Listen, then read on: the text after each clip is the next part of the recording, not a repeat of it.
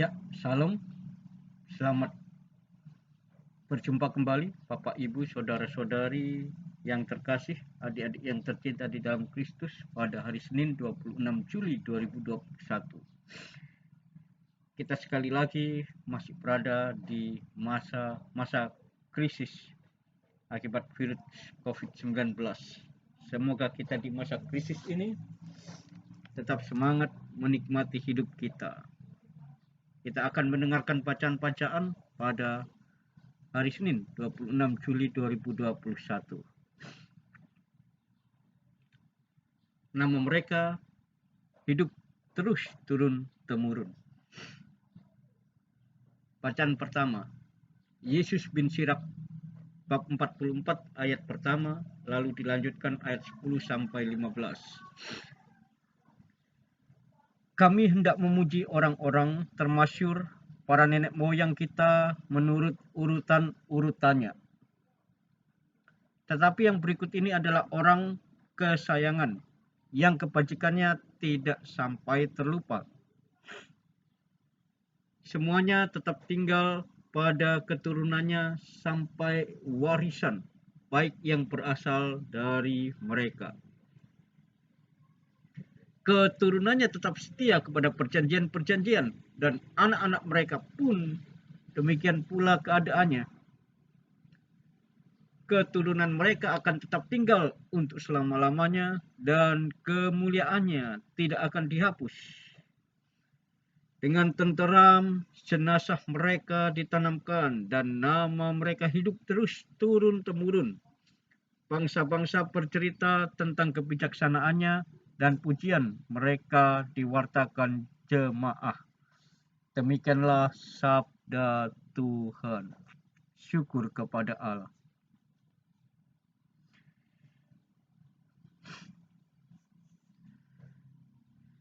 Banyak nabi dan orang saleh telah rindu melihat yang kamu lihat. Tuhan sertamu dan sertamu juga. Inilah Injil Yesus Kristus yang disampaikan oleh hamba-Nya menurut Santo Matius. Dimuliakanlah Tuhan. Banyak nabi dan orang saleh telah rindu melihat yang kamu lihat. Matius bab 13 ayat 16 sampai 17.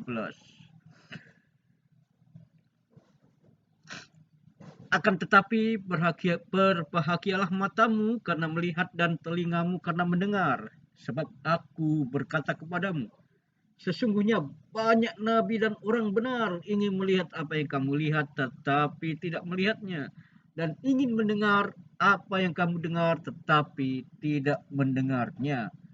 Demikianlah Injil Tuhan. Terpujilah Kristus.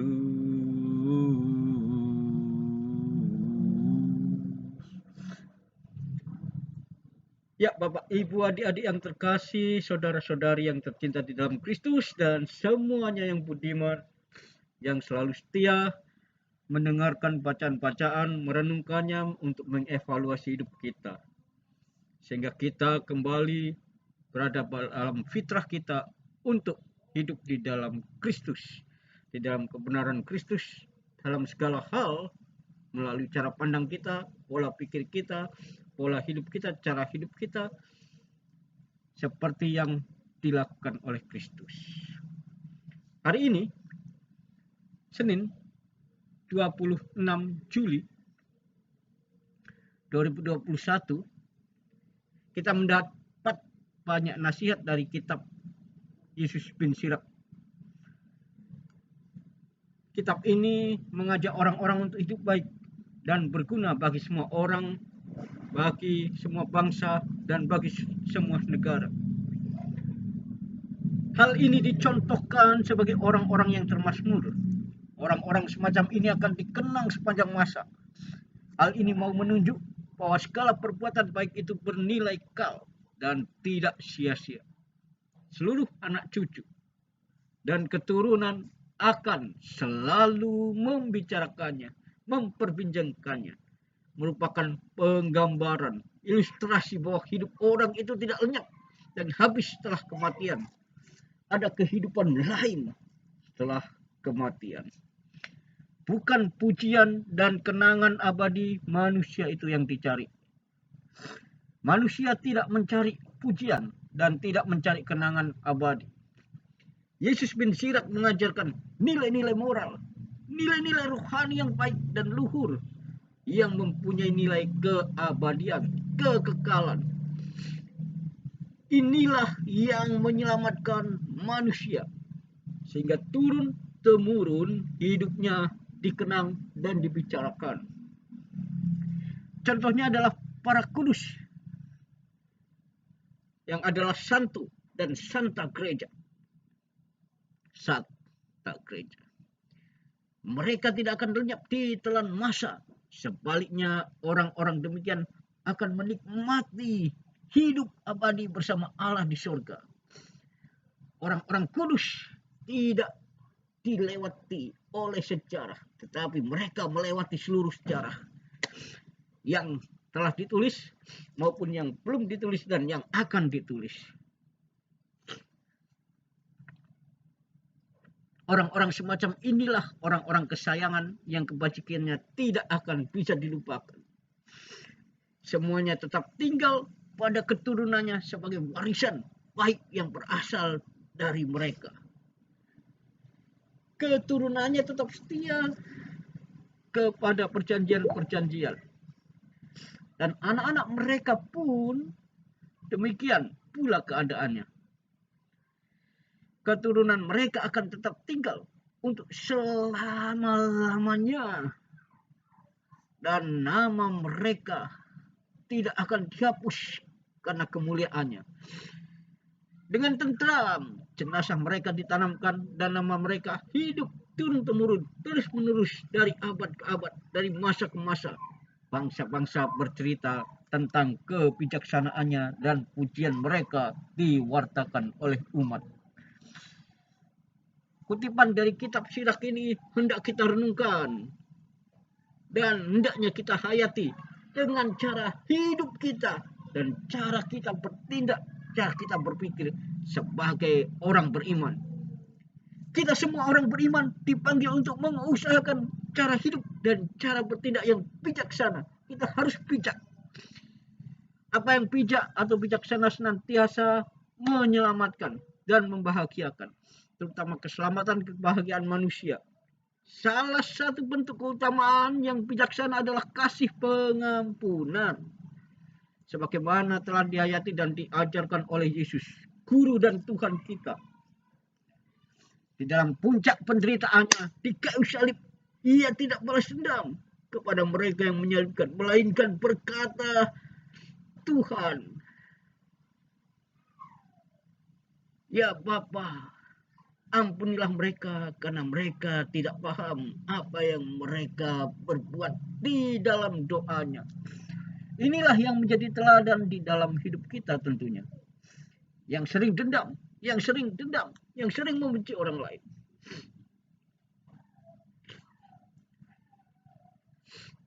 Proses beriman mirip proses belajar. Di sekolah kita belajar banyak hal yang belum kita mengerti. Demikianlah Injil Matius menjelaskannya. Ketika kita tidak mengerti suatu pelajaran, seharusnya tindakan kita adalah bertanya. Kalau adik-adik tidak mengerti pelajaran, adik-adik bertanya, benar atau tidak? Kalau saudara-saudari belum tahu daerah baru, jalan-jalan di daerah baru tempat tinggal saudara-saudari, pasti bertanya kepada orang yang sudah tahu.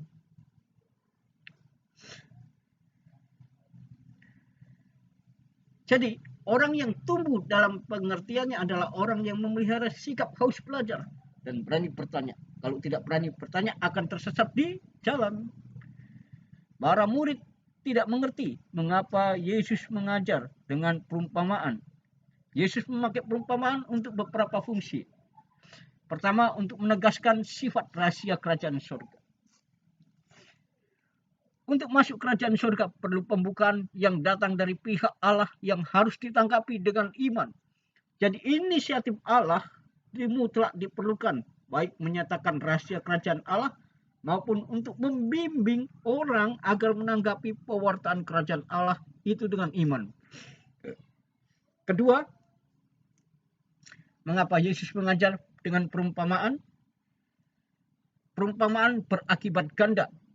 Kepada orang yang dikarunia hati responsif akan terjadi proses bertanya, mencari, beroleh tuntunan, dan aktif mengimani. Orang itu akan mengalami pertumbuhan rohani. Untuk yang bebal, perumpamaan akan membuat kerajaan surga semakin tertutup baginya dan membuat orang itu mengalami penderitaan, buta rohani yang lebih lanjut. Dampak perumpamaan yang memisahkan pendengar ke dalam dua kelompok ini itu sedang terjadi saat ini. Para murid langsung menyatakan ketidakmengertian mereka kepada Yesus. Ini adalah langkah iman. Akibatnya Yesus memberikan penjelasan dan menerangi hati mereka. Orang banyak tidak demikian. Mereka bertahan dalam kegelapan pikiran dan hati mereka. Mereka bertahan. Mereka tidak percaya. Maka arti dan makna kerajaan Allah tertutup bagi mereka. Karena itu menjadi pesan penghukuman bagi mereka. Akan tetapi bagi yang percaya, perumpamaan menyingkapkan arti, makna, membuka rahasia, dan membuka mata yang buta hatinya. Mata hatinya menyingkapkan arti makna kerajaan Allah itu sendiri. Hari ini kita merayakan peringatan wajib Santa Ana dan Santa Yoakim, orang tua Bunda Maria. Nama mereka tidak ada dalam kitab suci. Nama mereka hanya diketahui melalui tulisan apokrif Injil awal Yakobus yang diperkirakan berasal dari abad kedua. Sejak abad ke-6, penghormatan kepada Santa Ana sudah sangat populer di gereja timur. Di gereja barat, Roma, penghormatan itu baru dimulai abad ke-10. Jadi hari ini adalah peringatan wajib Santa Ana dan Santo Yoakim, orang tua dari Bunda Maria. Menurut tradisi, Santa Ana lahir di Bethlehem dan menikah dengan Santo Yoakim yang berasal dari Nazaret. Keduanya adalah keturunan dari bangsa Daud. Hingga usia tua, pasangan itu tak memiliki anak. Maka meniru teladan Abraham, Yoakim lalu pergi ke padang gurun untuk berpuasa selama 40 hari. Malaikat muncul dan memberitakan bahwa mereka akan memiliki anak perempuan. Maka bagi Ana dan Yoakim, sejak dikandung Maria adalah buah pengharapan yang tekun dan merupakan mujizat besar dari Allah. Maria, Bunda Kristus itu adalah mujizat besar bagi Ana dan Yoakim yang hingga usia tuanya belum memiliki anak, sehingga Santa Ana dan Santo Yoakim melahirkan seorang anak yang bernama Maria yang menjadi bunda kita, bunda surgawi, Bunda Kristus. Jadi Santa Ana dan Santo Yoakim adalah orang tua dari bunda kita, Bunda Maria, Bunda Yesus Kristus, Bunda Gereja. Sabda bahagia bagi mereka yang telah melihat dan mendengar, karena banyak nabi, orang benar, tidak bisa melihat dan mendengar apa yang dilihat dan didengar oleh orang-orang zaman Yesus. Kedua orang tua Bunda Maria itu adalah orang berbahagia karena dengan sikap kesederhanaan, pengharapan, serta kepercayaan yang tulus mereka akan kebaikan Allah. Pada akhirnya mereka sungguh-sungguh mampu mendengar suara Tuhan dan melihat mujizatnya dalam peristiwa kelahiran Maria. Layaklah kalau mereka menjadi teladan sejati keluarga Kristen di zaman ini. Ya, kita semua adik-adik, bapak ibu, dan saudara-saudari yang terkasih di dalam Tuhan kita Yesus Kristus harus menteladani sikap Santa Ana dan Santo Yoakim yang Hari ini menjadi peringatan wajib Senin 26 Juli 2021 ini bagi kita untuk kita renungkan, kita rayakan, dan kita aplikasikan kehidupan mereka di dalam kehidupan kita sehari-hari. Marilah kita merenungkan bacaan-bacaan dan renungan yang sudah kita dengarkan untuk mengevaluasi kehidupan kita yang telah berdosa selama ini.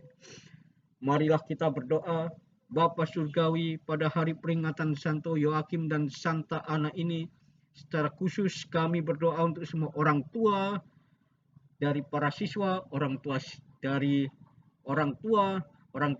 seluruh umat yang ada di seluruh muka bumi ini, agar mereka terbuka bagi rahmat yang Kau berikan bagi kehidupan keluarga yang benar di mata Engkau ya Bapa. Berikanlah kepada kami rahmat untuk mempersiapkan diri kami bagi peranan apapun yang Kau tentukan bagi kami masing-masing di dalam hidup ini. Amin. Dalam nama Bapa dan Putra dan Roh Kudus. Haleluya. Amin. Tuhan, inilah yang sudah menjadi renungan kami. Semoga adik-adik, orang tua, Bapak, Ibu, dan saudara-saudari tetap taat kepada firman Tuhan. Setia melangkah. Jangan panik dengan COVID-19, tetapi ikuti protokol kesehatan.